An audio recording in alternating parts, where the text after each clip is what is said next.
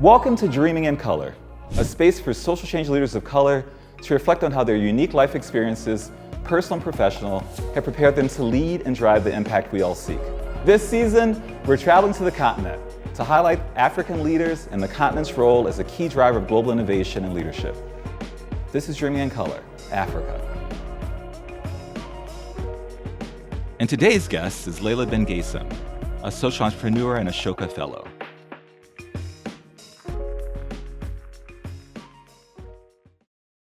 Leila, thanks so much for making time. It's great to chat with you today. Great to have you here. It's a beautiful space to have a conversation as well. Welcome home. Thank you. As you know, we start the conversation by giving you the floor. I hear you have an invocation prepared for us. What you got? Yes. So first, when you asked me to find a quote, I was reading Ibn Khaldun, looking for old poetry, trying to be sophisticated. Yes. And then I decided, why complicate life? There's a song that I like by Balti. He's a Tunisian rapper. In fact, I recommend that you try to go and see it online. He has pull him up on Spotify. 7 million followers. Oh, wow. I'm not going to sing it because I'm a very bad singer, otherwise I'll break the glass. But مهما تعبنا وشقينا وبكينا وطحنا وقمنا فرحنا مالينا والراس الفوق والفوق والفوق خليها على الله ديما نسبق الخير ونشوف الدنيا خير غدوة تنور الوريدة يزيني من التنهيدة ربي يعمل دليل تولي الحياة سعيدة تمرجت الكبيدة نعرف اللي أنا وليدها. Anyway, I'll translate. Yes, please. Translation, please. Enough. I know I'm going to break some glass. So it says, no matter how hard we work, how tired we are, how much we cry, we fall and we stand up. We make people around us happy and we keep our heads up and up and up. We dreamt it. We made it happen. Everything is in the hands of God. Success is in the hands of God. Always expect what is good. See the world in a new eye. The flower will flower. No more sighing. God will show us the way. Even if we suffer, I know we will make it. Step by step, we'll rise up. It's beautiful. So one, I love that what you chose, and I love that you picked a rap song as well, some hip hop. We'll come back to that, the importance of hip hop in conversation, but also anything that reminds us to stay steadfast. And it reminds me of a New Orleans rapper who always says, we will bend, but we don't break, right? Yes. And so really important to keep our heads up, right?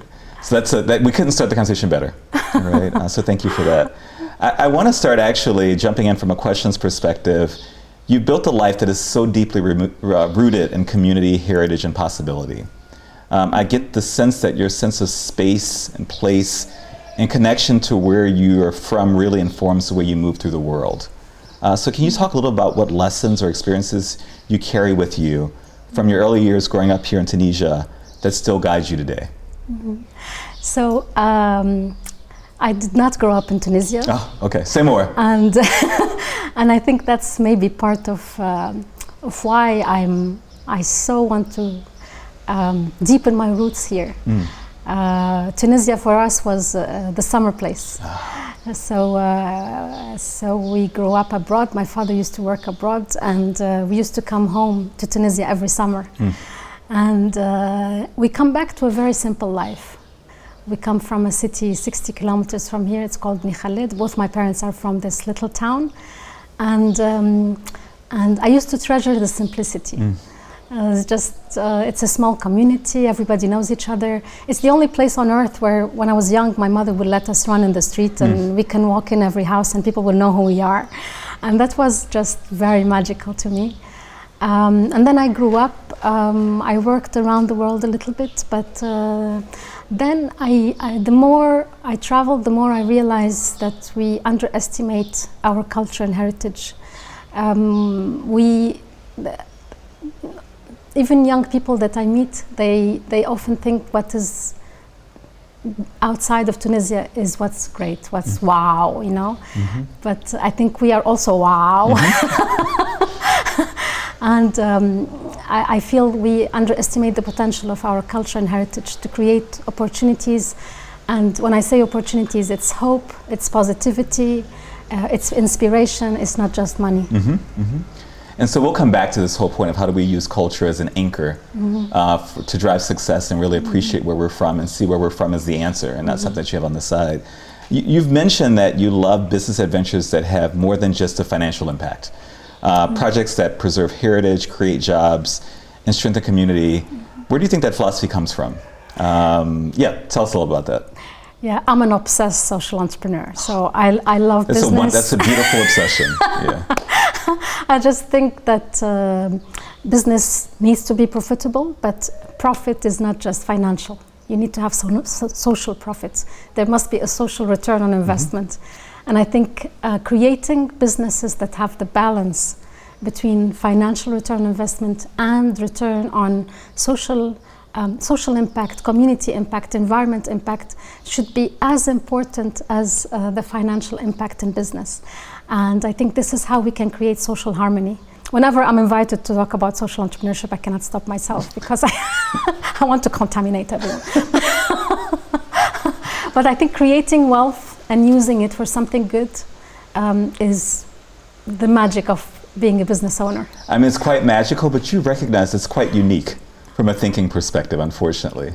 Where do you think that came from? Where do you get that inspiration to think about business entrepreneurship that way? There was no one-time click, you know. I mean, life is a journey. Yeah, I'm of course. Sure you agree.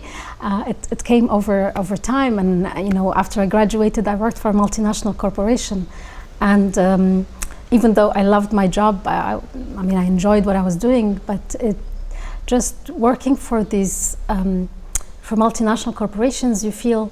I mean, of course, they provide goods and services that are needed for the community, but the ultimate goal is to have more zeros. Business has the possibility to do more than just giving more to the shareholders. Yeah. I think everybody needs to benefit. The people that work there, the community, the environment, all of them needs to get part of the profit. Yeah, and that's the challenge, but it's also the huge opportunity, right? Yes.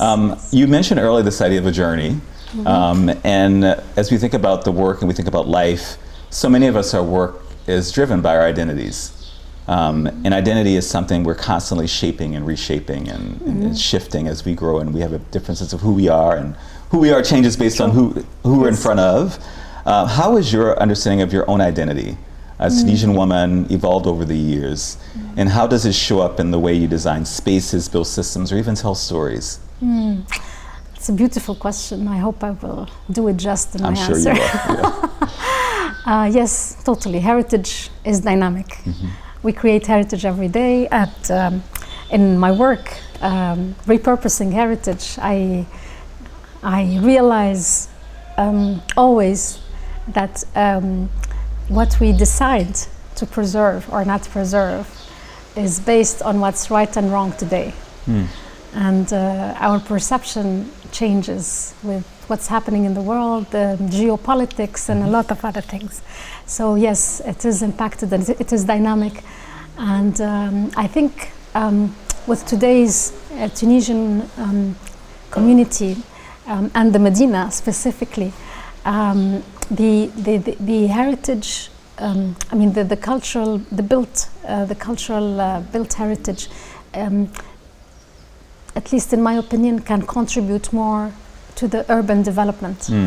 And this is what we're trying to work on as a boutique hotel embedded in the Medina of Tunis. So really become part of it. It's an inclusive investment, I like to call it. So all of our team are from the community. People who work here, they come to work walking. They are all in the neighborhood. All of our suppliers are from the community, and it drives our accountant crazy because some of them are informal businesses. But if we don't create business for them, then they don't have the chance to become formal sector. Of course. Also, we try to reinvest all of our profits in the community, either by helping young people. And this is another challenge that I'm very passionate about. We have a very high high school dropout rate in Tunisia. So we try to either help young people stay in school, or our team members who are high school dropouts, help them go back to education. So in this way, the whole community benefits, and the urban development it's a very slow process. I'm not going to claim that we are doing major differences, but human development, urban development needs to be slow. It's slow, but it's an important process. To be sustainable, yes, it's a journey, and this is where the journey comes in. I think we need to be patient, we need to be empathetic with people, we need to give people a chance, community a chance, and slowly grow with them. With them, by them, and for them. Exactly. And we'll come back to that a little bit later. I want to spend a little bit more time talking about your life experiences and how they really shaped how you lead the work. So as someone who's chatted with you a few times, I've seen your work and how it's played out. You are very humble about how your unique life experiences really shape how you think about the world and adds to it. You describe your past life as a biomedical engineer, a foundation that led to an incredible dynamic and purpose-driven career across entrepreneurship, heritage preservation, and public service. What guided your decision to move beyond the lab and into the Medina? What sparked that? That's a shift. Well, yes, I was a biomedical engineer in a big corporation, traveled a bit around the world. I could have stayed there forever. And as I was an engineer, I always thought, when I retire, I'll become a social entrepreneur. Oh, really? Okay.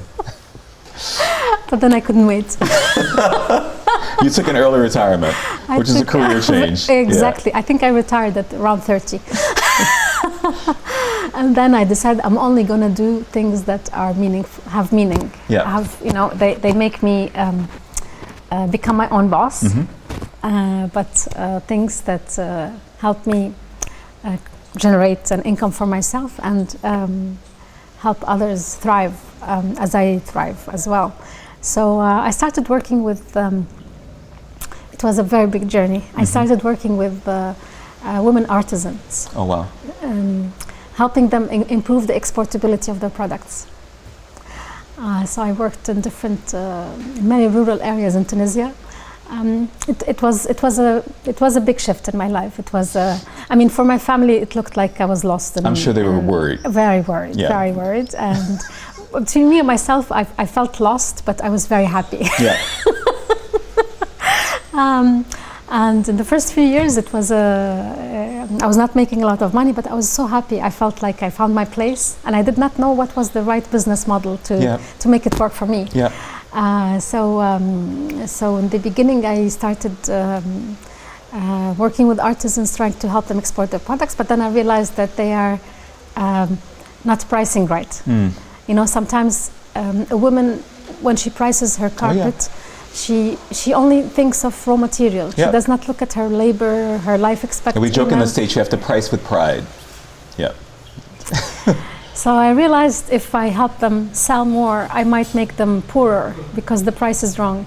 So I decided, okay, I'm going to move a shift plate back and help them rethink their pricing. So I started giving some workshops on how to calculate your life costs and how to include that in your price. And then in doing that, I realized that that's not enough because they don't have the possibility to market. And one thing led to the other until I realized that cultural heritage needs to be part of it. The storytelling of the city needs to be part of all this. And that's where I started thinking of having a small boutique hotel in an urban setting like this in the Medina. So it's by coincidence. This house was on sale and it was in the newspaper announcement. And my father saw it. He's like, look, didn't you want to buy an old house? Yeah, but I don't have money. Let's go see it. Okay, exactly. Pop's trying to be helpful. It's his lost daughter. Exactly. So I remember the first, so we called the owner of the house. And I remember, I can never forget, the first day he opened the door and we walked in and I was in this courtyard. And of course I'm trying to negotiate the price with this old man. And I was trying to control my tears, you know, because the beauty of the courtyard is so human. It is beautiful. Yeah. It's so human. It's just there's so many human stories in this space. Like, I mean, the families. There was weddings. There was funerals. There was children playing. There were women cooking and washing. There were men staying up at night. And then there were a lot of artisans. There are artisans who did every part, but it's different layers of artisans. I mean, the house must have undergone I don't know how many restorations since the 15th century. So it's layers and layers, and then there were wars, and there were times of war and times of peace, and different migrants. Yeah. I mean, everything that happened in the Mediterranean impacted us. Yeah. There were Italians that migrated. There were some Ottomans came, and then there were the Andalusians. Everyone came with their own built heritage, and it's all united to make this space. So it's Tunisian today, but it's like a melange of different cultures.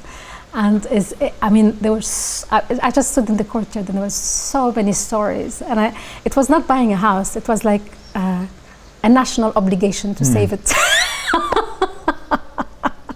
And it tells the story of artisans, and I thought this can complement perfectly everything else I'm doing. Well, I mean, there's something powerful there in this idea of the home was a reflection of a narrative. It was a story. Yes. In some ways, you were helping with that story, making sure the story was told in a way that was beautiful and meaningful. And I get the sense you had the obligation, right? Like you had to capture this story and tell it in a way that was powerful.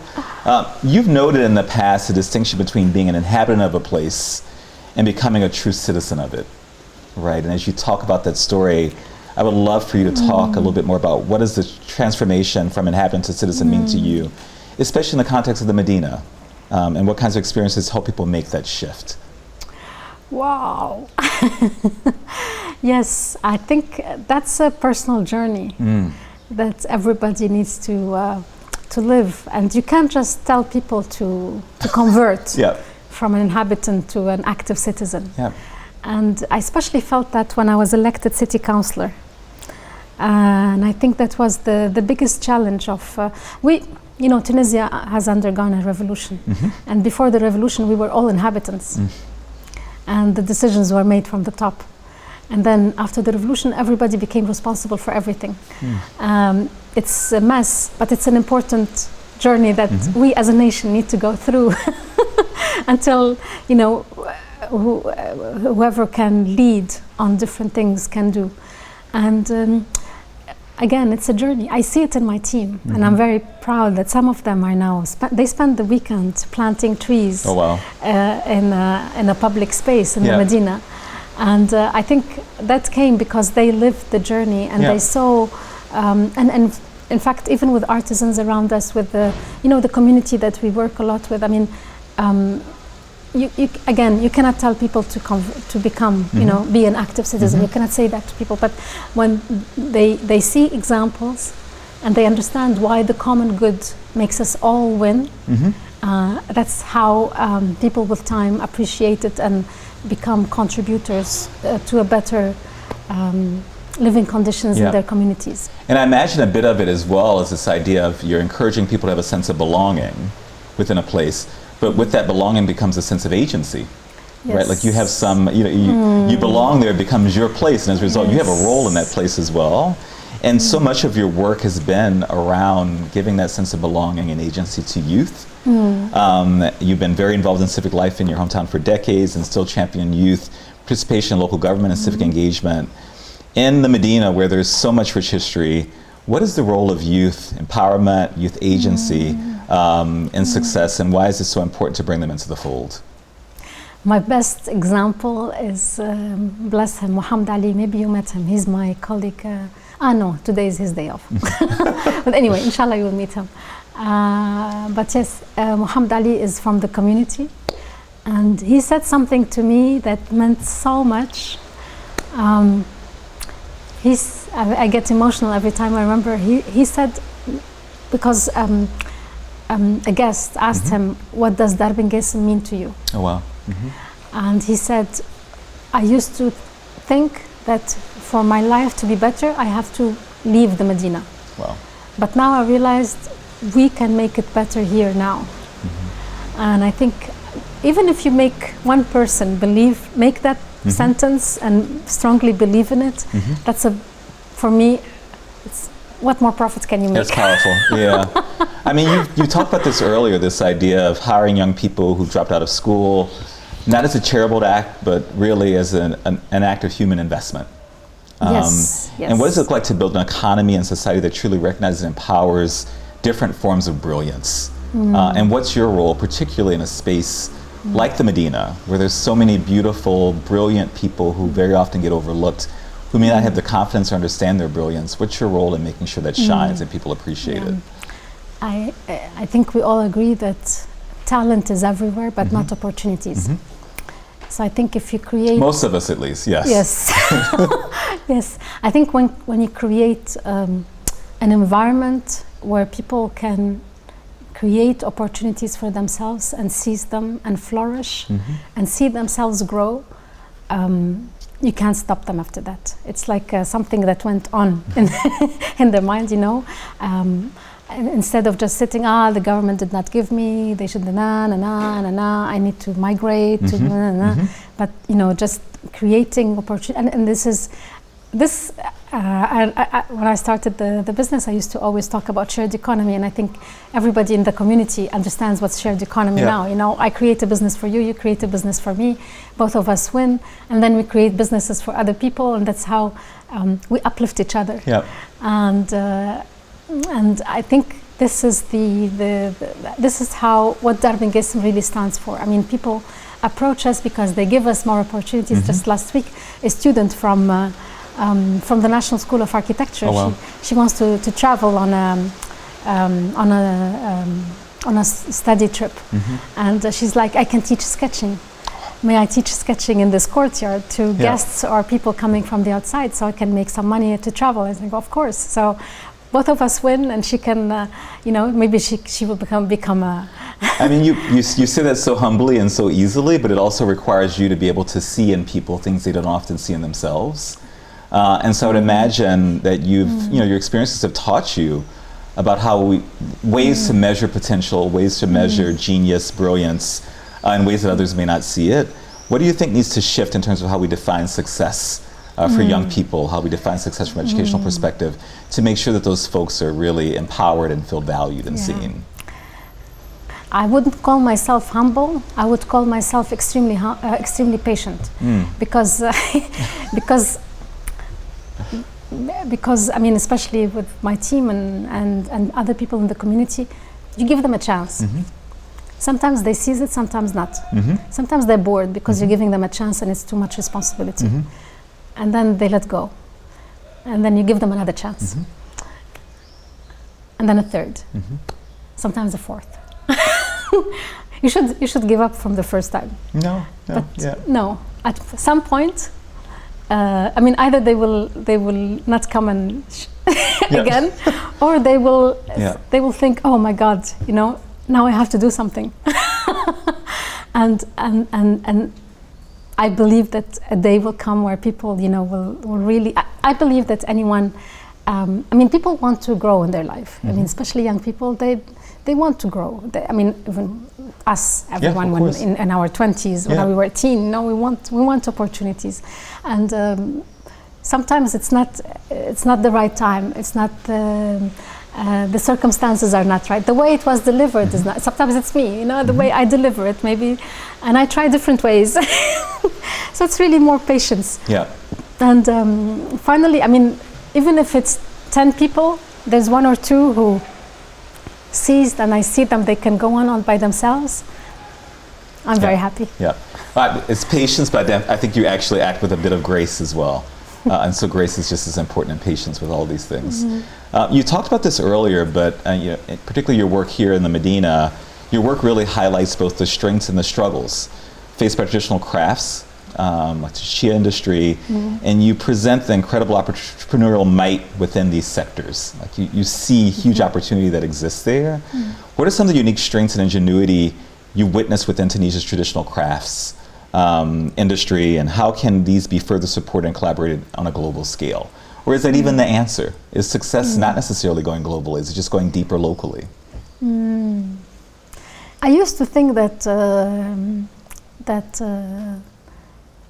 exporting is the solution, because we have the number of artisans that we have in Tunisia. If we want to preserve all of their manual intelligence, our purchasing power is going lower, yeah. the dinar is getting devaluated, the demand is too low, the geopolitics, this, that. But now I think not only deep but diversify. I think we need to think horizontal and vertical, you know. Yes, I mean, I think young people, when they also get involved in designing things in different ways, I mean, sometimes they're artisans that, you know, they think this product has been done like this for 5 generations, it needs to be like this. But then you have a young designer who's more courageous in exploring different ways, and maybe they can market better and create a new narrative that is more acceptable in our today. I think that's important, to create those positive links. Of course. But also the narrative and I think the power of the ecosystem is underestimated. It's, you know, like getting embedded in something like this, you know, like living, you know, you like this table because you've used it, you know, and you can see it in your house. Exactly. This was hand embroidered by a lady, and you see it and you think, oh, why not? So it's like giving it life, making it part of the ecosystem, and this gives a new narrative that creates more socio-economic impact, and I think also telling a deeper story. And this is where artisans are. Sometimes they underestimate the power. So, you know, if you the power of the story is really power of the story. I mean, I work with artisans in the Medina and outside the Medina, and I mean, they think that the product will sell itself, and we all know this is not enough today. I mean, just telling the customer that you are 4th or 5th generation, no, you see the product in a different. 100%. Yeah. I mean, you tell, I don't know, you tell how many women working from home to make this little humble product in front of you. It's. Well, I think in some ways the product becomes a version of the narrative. It becomes a part of the story, and people are actually buying into the story. Yes. And it's so powerful. I mean, you told the story about walking into this beautiful space and hearing the stories and feeling the stories and feeling this obligation. Walking through the Medina, we did a tour yesterday. I've been here before on previous trips, even this morning as we came in for our conversation. It's really like stepping into a living archive, right? I mean, every sound, every stone, every scent carries a story. And it's the story of the Medina, it's the story of Tunis, it's the story of Tunisia. And I would love to just give you some space to celebrate Tunisia as this important place on the continent, and also its connection to the continent and to all the places we visited, be it Senegal, be it South Africa, as well as the ouverture, the opening it offers to the larger world, be it the Middle East and Europe. Yes, I mean, Tunisia used to be called Africa, and it gave its name to the continent. And it was the let's say the entry, the port of entry of Europe, of the, you know, everything that happened in the Mediterranean kind of passed by Tunisia to get into Africa. So we are part of the continent, and in fact, our identity, and it adds beauty to our identity. We are Africans first, because this is where we are. We are Mediterranean, and in fact, you know, everything that happened in the Mediterranean impacted our culture.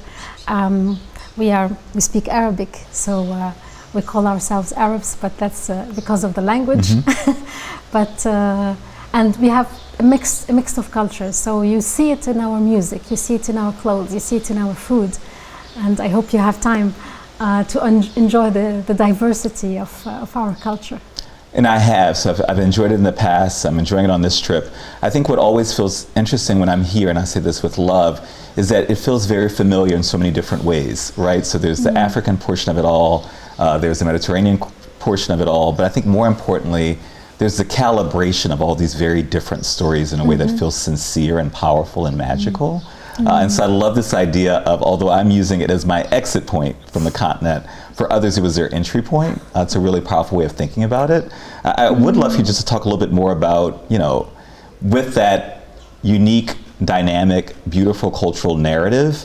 What role does the Medina play in all of that? From a cultural perspective, how does it serve as an anchor for Tunisian identity across the diaspora? You know, in my work, I meet a lot of historians. And so they always, you know, I invite them to give lectures or meet other people who come here to research the Medina. And I always tell them, you complicate life. The history of Tunisia is very easy. They come, we don't like them, and then they become family. That summarizes the history of Tunisia. And the Medina, that's exactly what it did. So there were migrants, you know, from different parts of the Mediterranean, Africa, everywhere, north, south, east. They come here because they are migrating, they were, you know, unsafe wherever they are. They come here, they don't like them in the beginning, but then the Medina becomes their home and they intermarry with whoever is here. So, and that's that's the summary of Tunisian history. And this had been the case throughout history. So this is why I always call tell my historian friends that, you know. They're making it too hard. Yeah. Well, it reminds me as well, I mean, I'm from New Orleans, and I'm a 7th generation New Orleans native. And we have this wonderful dish in New Orleans called gumbo. It's our big soup dish. It's like a bouillabaisse, if you will.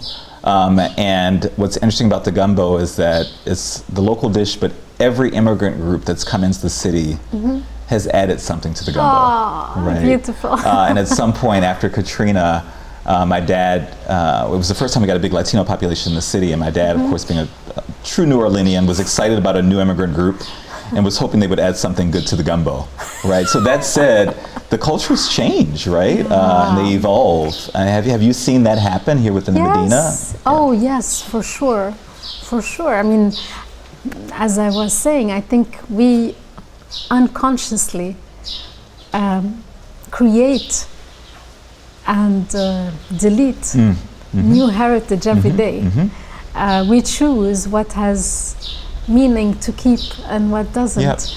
And you know, it's of course through built heritage restoration, this is like a continuous theme in because the Medina is a UNESCO heritage site. So you know, getting a permit to restore a building is is a lengthy process.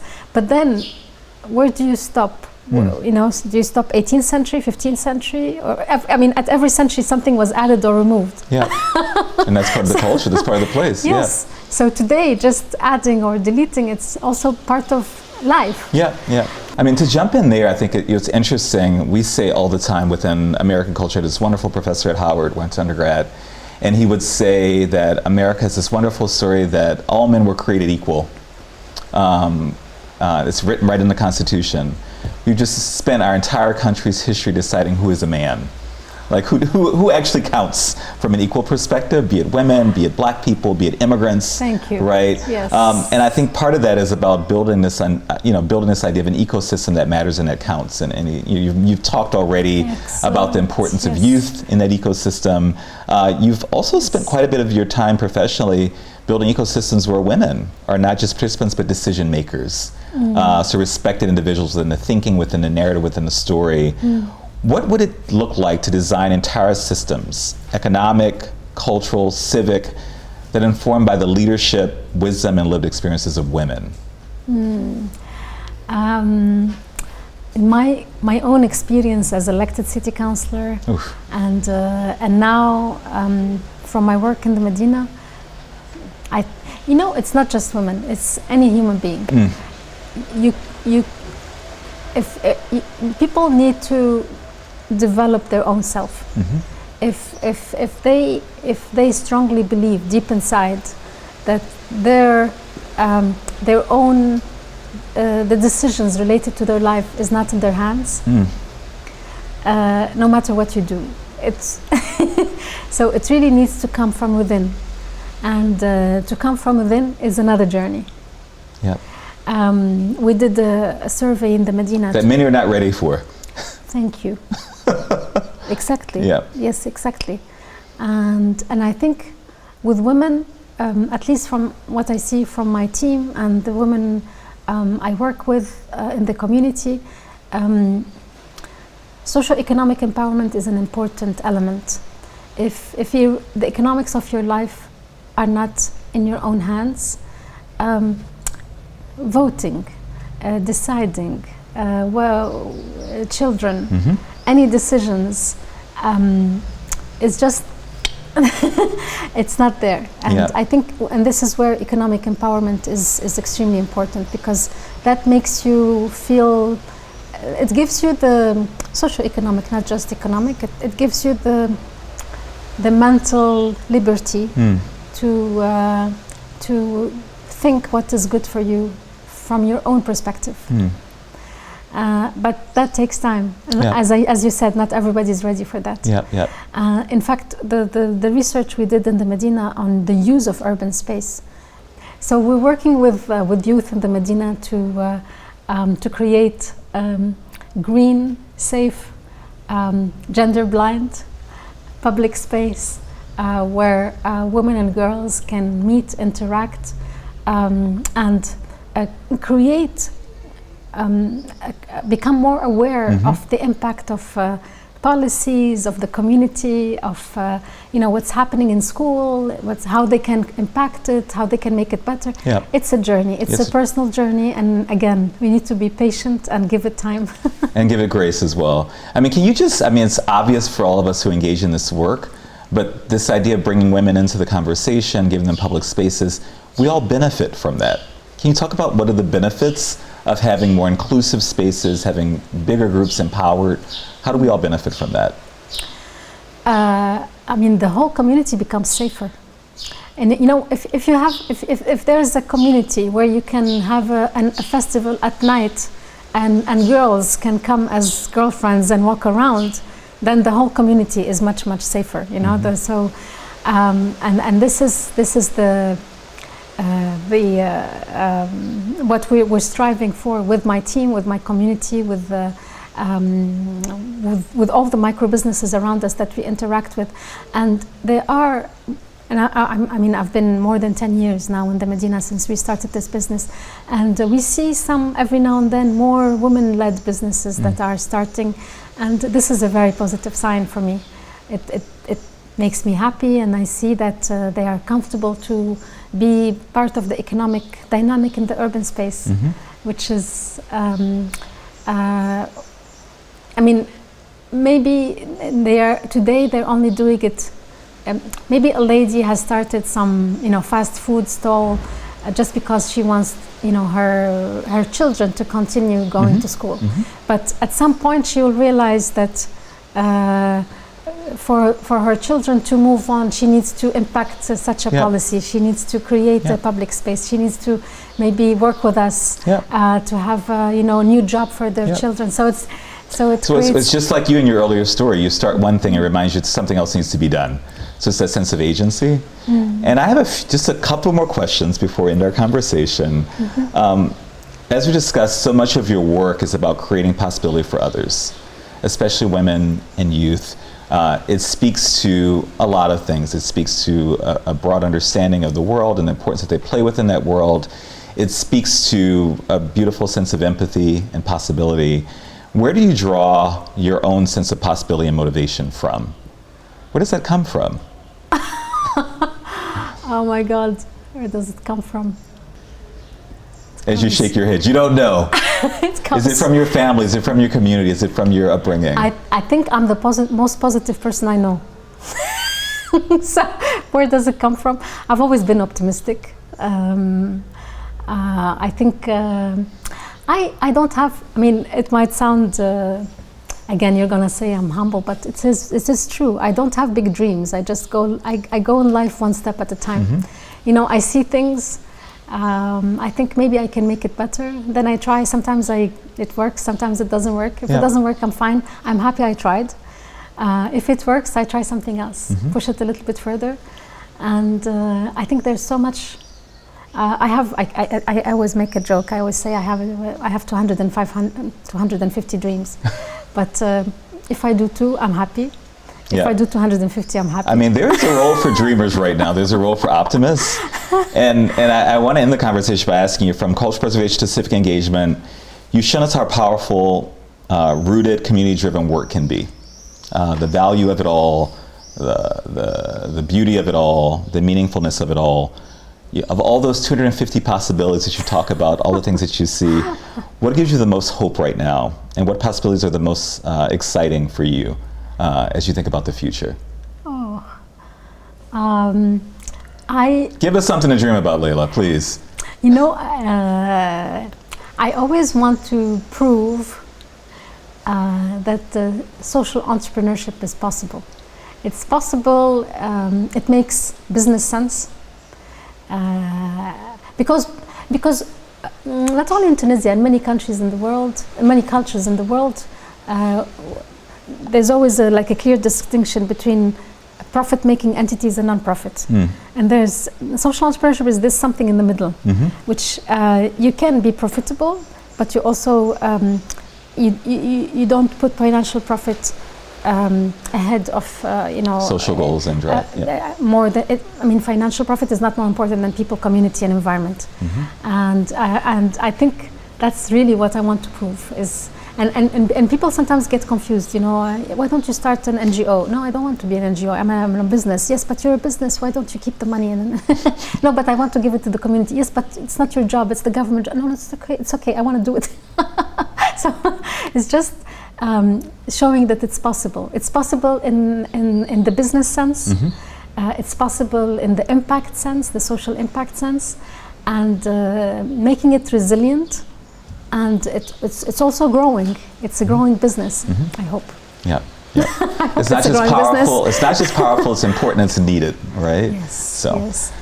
Leila, thank you. You mentioned earlier that you were an optimist. Your optimism, I feel the optimism, and the world needs more of it right now. So thank you so much for this time.